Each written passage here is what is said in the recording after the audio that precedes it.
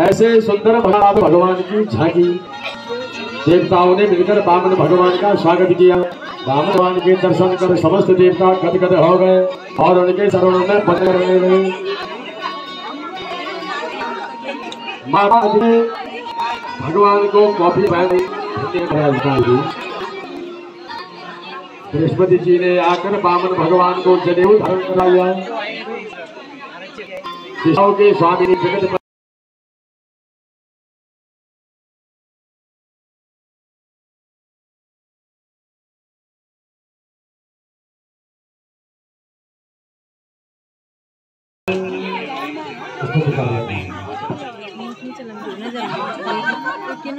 बाल कृष्ण भगवान भगवान के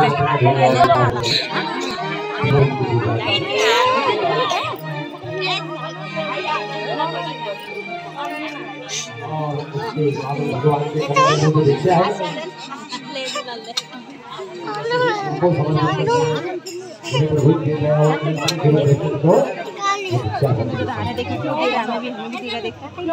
बालक को जब हर निकल पड़ा उस जहर को मेरे भगवान शंकर ने पान कर दिया। उसके बाद कामधेनु नाम की गाय निकली। देवदानव संवादे मध्यमाने महोदधौ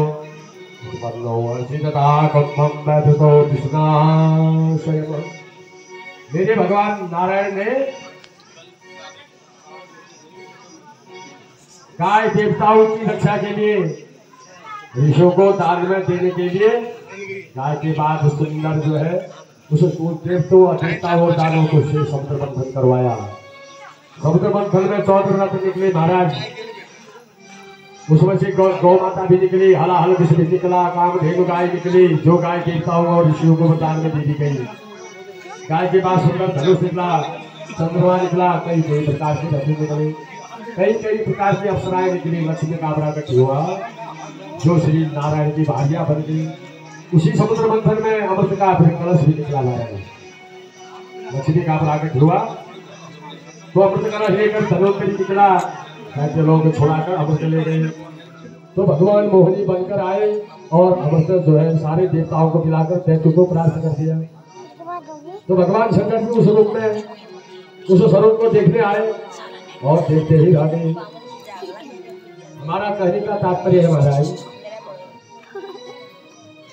सेवा के कई अपराध होते हैं। अगर सेवा हम करते हैं ना उसमें हमसे अपराध भी होते हैं। नाम जप को भूलना सेवा का अपराध है। अगर भगवान का नाम का जप भूल गए ना वही सेवा का अपराध है। ये तो सेवायाम अस्माकं धर्म। भगवान के चरणों में चढ़ी प्रसादी माला पैरों में डालना सेवा का अपराध है। प्रसादी भी पाँव के नीचे नहीं आनी चाहिए महाराज। फूल जो है पाँव के नीचे अगर फूल पड़ा हो तो उसमें पाँव नहीं रखता है, सेवा का अपराध हो जाता है। फूल तुलसी जो परमात्मा को चढ़ाते हैं हमारे पैरों में न गिरे, ये सेवा का अपराध बताया गया है। देवताओं को नारायण की कृपा से उन्हें विजय मिल गई, अमृत का पान हो गया। उसका परिणाम ये हुआ 2-4 माला भगवान के नाम की जपते थे, वो भी भूल गए परमात्मा के नाम समझना। बिगड़ी जो है बने थोड़ी, बिगड़ी थोड़ी बन सकती है।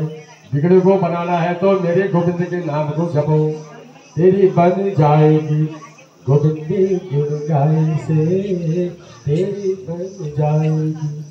गुरुवर जी की बन गई, प्रहलाद जी की बन गई, किसकी नहीं बनी है? गोविंद जी के नाम पर नाम में ये सामर्थ्य है। हम कितने भी ऊंचे पद पर बैठ जाए, गोविंद के नाम स्मरण के बगैर मोक्ष नहीं मिल सकता। इसलिए चैतन्य देव ने कहा है, परमात्मा के नाम से बढ़कर मुक्ति का कोई साधन नहीं है। देवता अमृत को पीकर अभिमानी हो गए थे, उनमें अहंकार आ गया था और गोपाल को भूल गए, तो कल्याण कैसे होगा महाराज?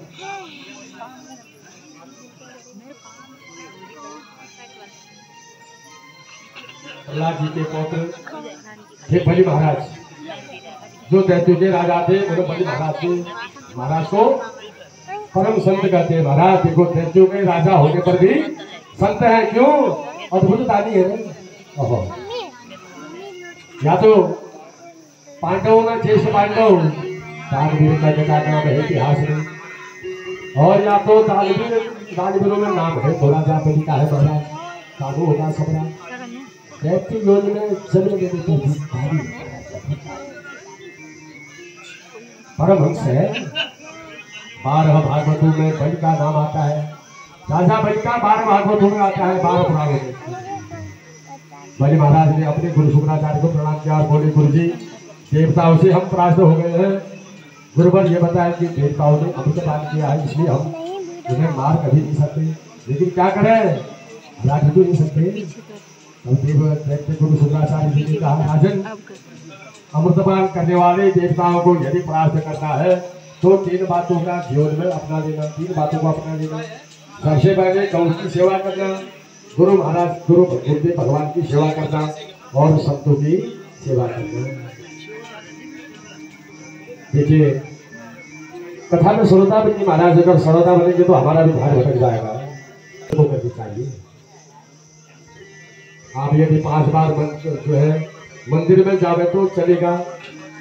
आप 10 घंटे रोज बैठकर भजन नहीं कर सकते तो चलेगा, लेकिन आप यदि गौ सेवा नहीं करते तो संसार नहीं चल पाएगा। आप नहीं करेंगे।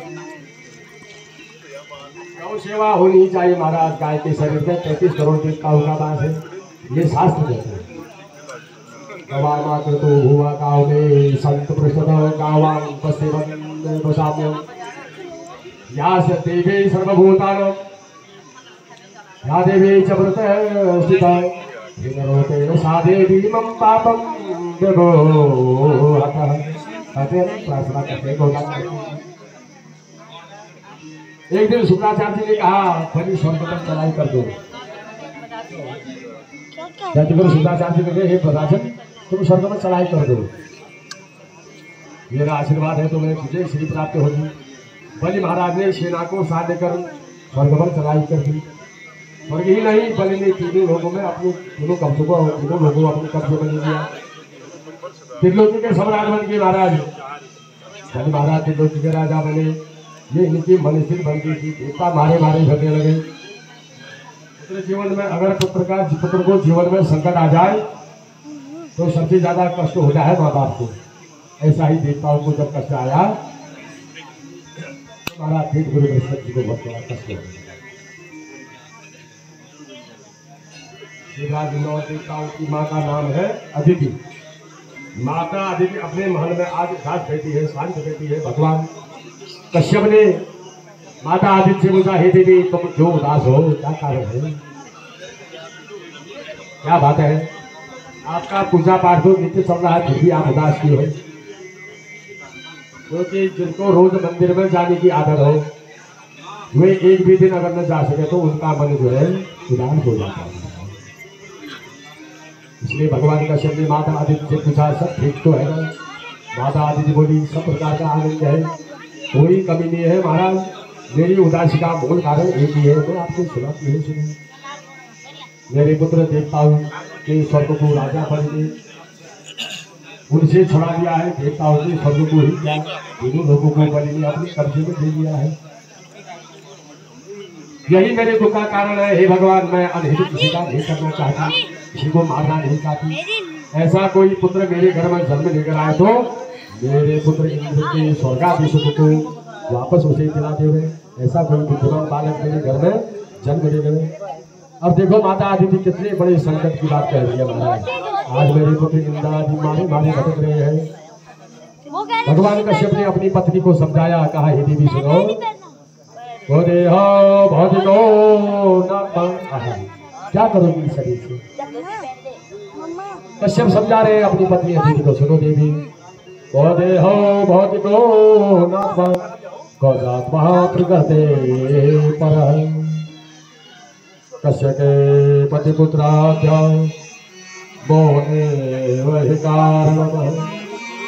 देवी कौन किसका पुत्र, कौन किसकी पत्नी, कौन किसका भाई, यह मोहन के मात्र कारण है। बहुत सी चीज की ऐसी परिस्थिति बन जाती है। अब हमारे घर में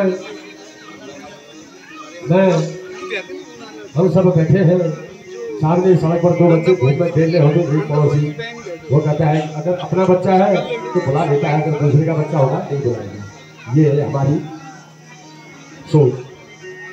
तो हे देवी, मेरा यही रुलाने, मेरा यही आपसे कहने का मतलब है, मेरा आपको रुलाने का मतलब तो नहीं है। जब तक व्यक्ति के मन में और मैं शब्द का भाव रहता है तब तक उसका कल्याण नहीं होता है। तो माता अदिति बोली, हे महाराज, यही तो बात है ना, आप माँ होते तो समझते पुत्र के जीवन में संकट आता है तो जानते क्या है, माँ कितना कैसे गुजरती है, माँ के हृदय को कितना कष्ट होता है, ये तो आपको कैसे समझाना है। आप तो पिता है ना, आप नहीं समझते इस कष्ट को, सिर्फ माता समझ सकती है। लोक समोदयाथ सनाकृषेद भवन नसिधि ननाति नानाथ।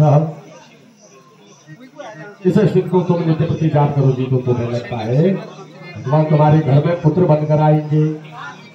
आज मेरे अतिथि माता के गर्भ में बाबा के प्रकट होगा। माँ, आपके पुत्र इंद्र के संकट को मैं समझता हूँ, उसके कष्ट की निवृत्ति के लिए आपके घर पुत्र बनकर आऊंगा, मेरा विश्वास करो। आपको एक बात बताओ,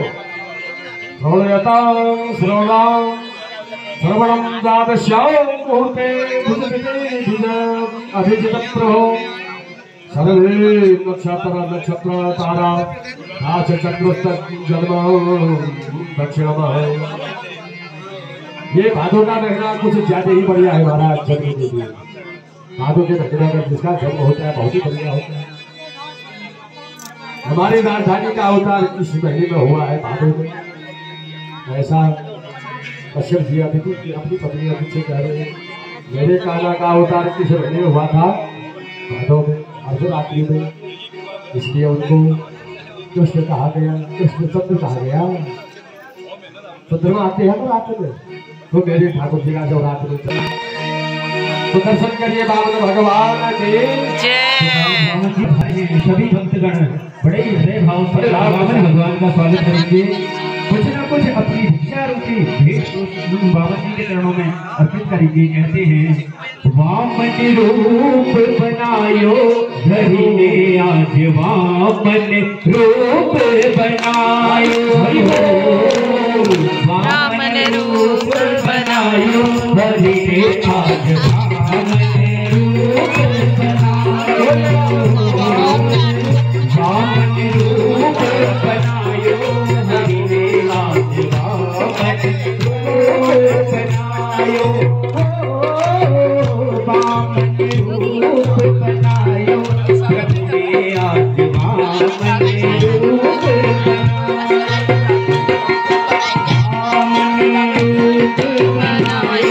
हरि ने आज, वामन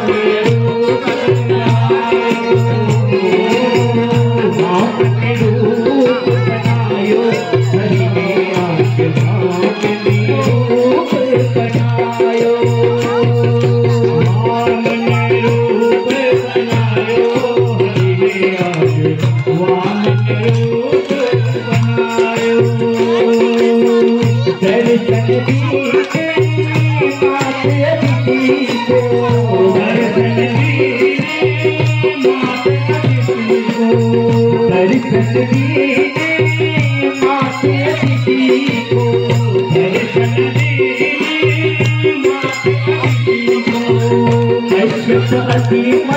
भायो हरि ने आज, वामन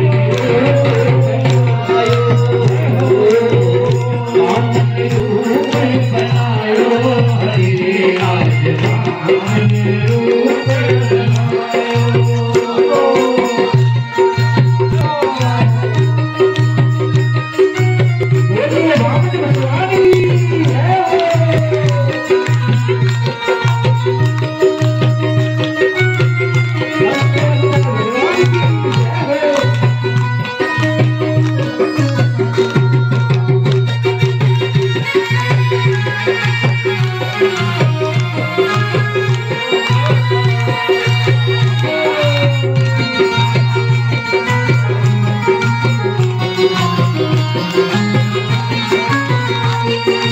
ऐसे गुरु बृहस्पति जी के पावन भगवान की कहा, पावन भगवान ने कहा आपका आदेश है तो ऐसा ही होगा गुरुवर। मेरे पावन भगवान सीधे राजा बल्कि यहाँ पहुंचे। देखो जिसे हम जानते नहीं है, हमारा कभी कोई परिचय नहीं है, उनको देखते ही यदि मस्तिष्क झुकने लग जाए, उनके प्रति आकर्षण बढ़ने लगे तो समझो उसमें कोई तो कोई दैवी शक्ति है, कोई अंश है। उसके बुद्धिमंडल का दर्शन होते ही समझ में आ जाता है ये कोई मूर्ति है महाराज। पहले महाराज के यज्ञ मंडप की ओर बामन भगवान आ रहे हैं। बामन का अर्थ कुल मिलाकर क्या होता है? चौथा प्रकार से आजकल के भी हमारा भक्तों का भी सोचते हैं तो बड़ा पूरा लगता है। तो आगे ना बामन कहते हैं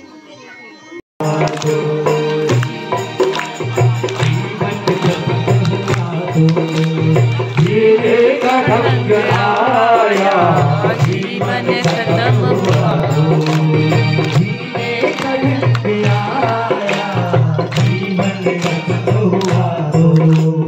जब सब बुझ गई तो